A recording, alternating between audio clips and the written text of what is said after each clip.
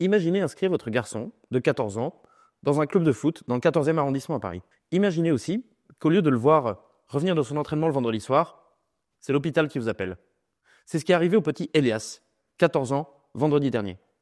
Elias sortait du foot quand deux mineurs, déjà connus de la police, déjà connus des services de notre justice défaillante, comme vous le savez tous, en France, tentent de racketter Elias pour son téléphone. Elias, courageusement, se défend. Et lâchement, ces deux agresseurs lui plantent un coup de couteau. Hémorragie, arrêt cardiaque, Elias meurt le lendemain. Elias avait 14 ans. Elias était un garçon tranquille, qui ne demandait qu'à rire, qu'à jouer, au foot notamment, d'où il revenait.